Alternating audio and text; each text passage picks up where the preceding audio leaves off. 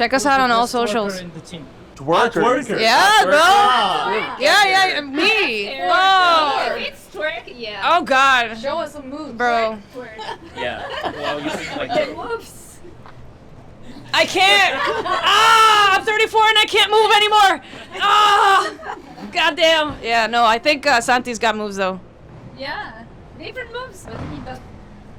What is That's that? That's perfect. You gotta watch our social media in order to see all the twerks. So yeah, Yes. we can't leave you guys here with all the spoilers. My back.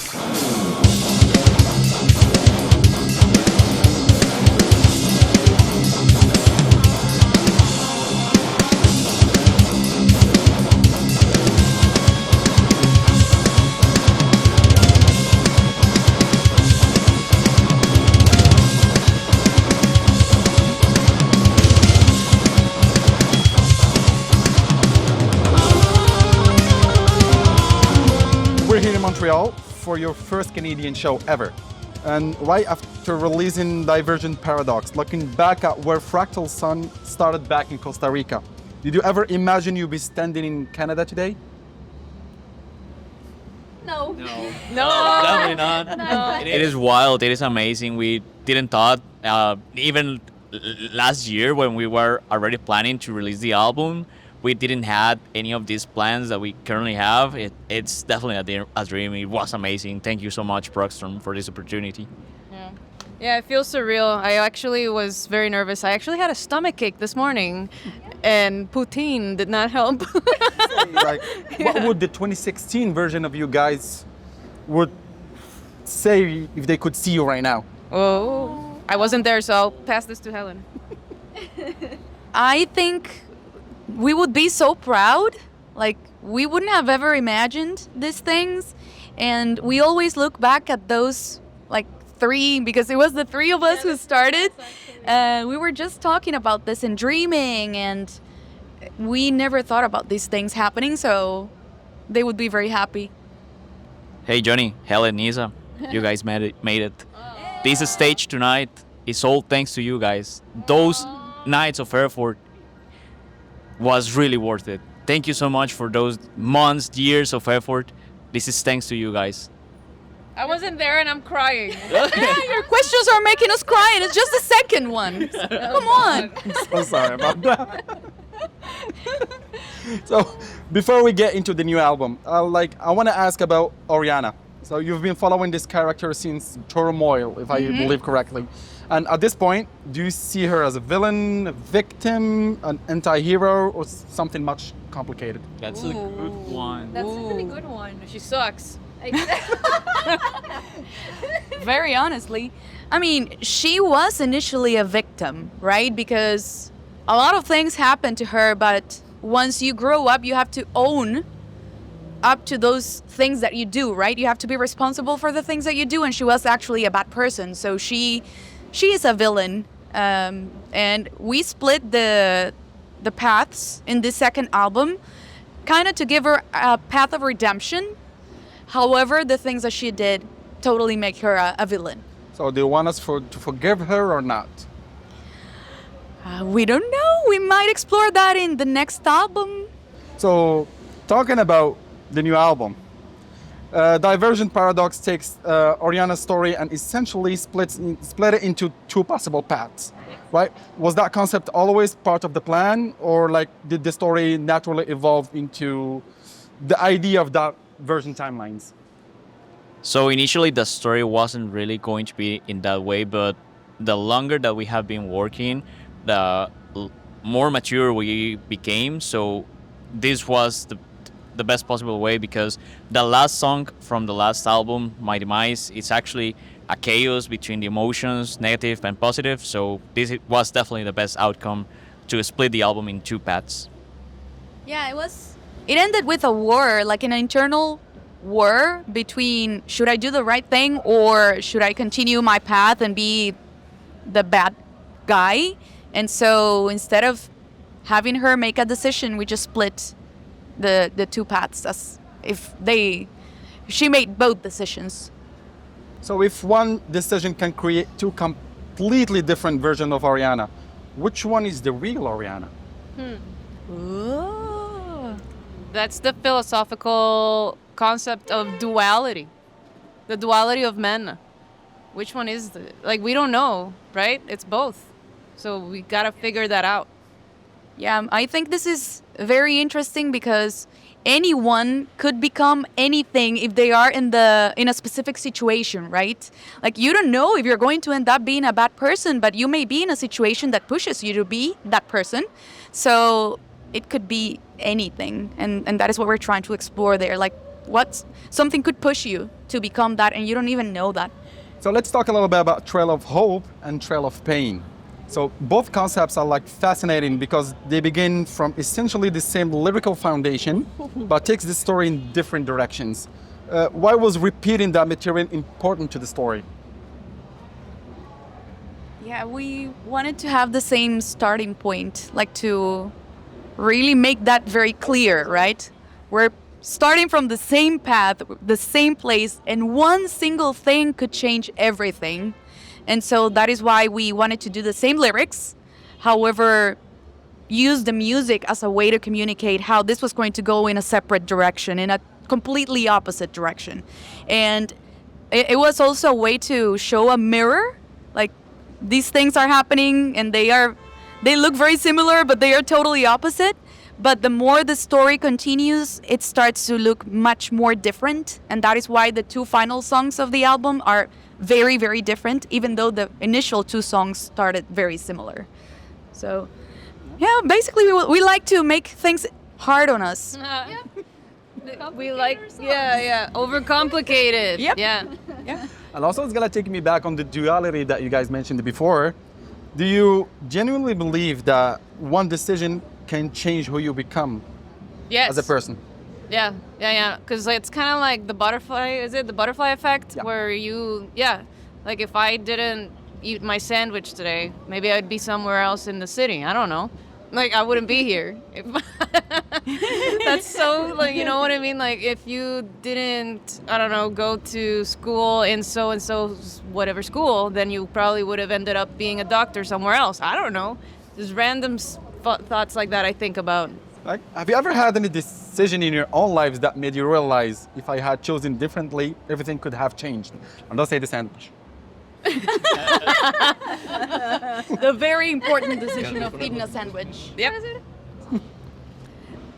So I studied like business administration, and then I decided like to not finish that career. And if I hadn't done that, I wouldn't be like today a data engineer also, because we have day jobs. So yes, if I hadn't made that decision, I will be still, I don't know, like doing accounting or something like that. So yes, that's real. Decisions impact your life. So we're gonna circle back a little bit to music as storytelling. With Fractal Sound, with you guys, the music itself seems to tell part of the story. You've got beautiful atmospheric sections, like crushing gen technical passages, sometimes orchestrations, like different vocal approaches. Like, how do you decide what a particular scene in Orianna's story should actually sound like? That's a good one, and it's definitely a lot of time. So our process for composition is that before even starting the first note, what we actually do is that we discuss about the concept, and later on, based on each song, we start saying like, how is this song supposed to sound? What are the emotions that we are trying to reflect on this specific song and sections? So, for example, we are saying this section should be angry, or this section should be emotional, these sections should be sexy. So we try to bring the music to those emotions. So we look for textures, we look for atmospheres that complement those emotions, and we work really, really hard to get to that point. So thank you for noticing that. So what do you think is harder? Writing something insanely complicated or writing something incredibly simple that actually make people feel something? Ooh, I can answer that one very easily. So since our very first song that was like 5 minutes long, we have been like, let's write our next single, pop single. It's going to be just a 3-minute song. We're still trying that. That's not happening. We are not able to write simple songs. It's super hard. Can you just like do 4/4 and just do like I don't know a Nirvana riff or something? Like you know what I mean? We're trying. Like a punk be- riff. That'll be You know very what the fun to do. problem is? The lyrics. The The lyrics. We have Because the lyrics problem. yeah, we have so many things that we want to say in our lyrics that the songs end up being very long and very complicated because we have this amount of emotions, and then we say, oh, it would be really nice if we included this. Leave it like that. Yeah, exactly. And so we end up with something complicated. So simple is harder for us. Definitely. So a lot of emotion, a lot of things that you want to say in your songs. And I guess that paired with the 8 strings guitar is not going to make it easy, right? To write something that, like, basic. No, I mean we try to do. I follow one say from a guitarist called Inwi Mountain. More is more. So it applies to the 8 strings. More is more. More isn't enough. I just want to make like a Beatles rhythm type, like Ringo beats or something one time. One day. Please. So let's talk a little bit about Costa Rica. So you've created this incredible modern prog metal sound from Costa Rica, which honestly I've never heard before until today. And so how much of Costa Rica actually make its way into Fractal Sun? Actually, in one of our songs from this new album, we incorporated one of the traditional rhythms, which is called tambito. And we feel very happy and very proud to be able to use something that maybe is not very widely known in the world, but included in our songs as part of who we are, because we don't want to forget those things. We don't want to forget where we're coming from. And we're even mentioning, including more of those things into our music, even like instruments that are part of Costa Rica. So I think it creates something very rich, very different, and it also keeps us rooted to where we are coming from. The song is called Within the Universe. Check it out. And I guess coming from Costa Rica with not so much known big bands, that heavily affected the Fractal Sun on the DIY side. Like, I feel that you guys built much more like than just a band. You've built like a story with visuals, artworks, and an entire universe around the band. How important is it for you to maintain creative control over everything? We have to think about that one. Yeah. No Here. problem. No, I will say that's actually very important for us. We do everything ourselves. The artwork is done by Isa here. We have a bunch of things that we all do, so it's very important for us. But we'll have to see like what some record label has to offer, what kind of power we can retain, our music, our art, and the story and the world that we're building.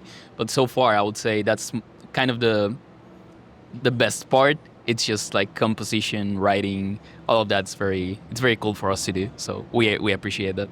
Yeah, it's cool to have all control without a record label, although the record label eventually will be, in the works and in the conversation. But there's also things where we're like, man, we have to make videos now for social media, and it just becomes more work, but you have all the control. And even though this is your first time in Canada, this is not your first time playing a very, very big stage. So I want to talk a little bit about 70,000 tons of metal. Yeah. Do you do research? Yeah. No? I didn't do any research at all. Oh my god. Because like coming from Costa Rican scene and straight playing 70,000 tons of metal, what was the biggest reality check you got from suddenly being surrounded with that many international metal musicians and internationally metal fans? I think it's a fun fact what we have. So at the 70,000 tons of metal, there's a section where you store all your gear. And our gear was like 3 racks and that's it. And then it was like 2 racks completely full per band. And we were like just a very small thing. So realizing what it would take for us to become one of those, yeah, it was a big reality check. Our rack But seeing at the same time next to this, rack was like, what? our things are next to these amazing bands. It's a good reality check. Yeah, I was like, wow, this is something that we would have never imagined, and that is very. I felt very proud when I saw that. I was like, oh yeah, it's a little wreck compared to it, but it's incredible that it's next to it. Yes. Anyways. Yes, we're proud. Yeah. Cool. So we followed Orianna from Turmoil to Divergent Paradox. Escape, guilt, hope, pain, so different choices and completely different futures. So I'll end with this. Where does Orianna go from here? And don't give me the diplomatic answer. Give me actually what's gonna happen next. We can't tell you. Nah. She's gonna go to the Maldives and have a cocktail on the beach or something. Yeah. It was just a dream, so she's going to wake up. No. It's gonna be better than that. So we do have the third album is gonna be the closure of Orianna's story. After that, I think we're gonna move on to other things surrounding that universe. But the next album is actually gonna wrap up this whole story that Orianna has been building up so far. So the ending's really good. I just don't want to spoil it. But the plan is to actually end this story in the next album. So feel free to check that out. Perfect, that's it for me. Anything else you wanna add? Yeah, follow our Instagram. It's Fractal Sun Band. That's our biggest platform. And we have YouTube, TikTok, Facebook. Yeah. Woo! See you guys on the next show.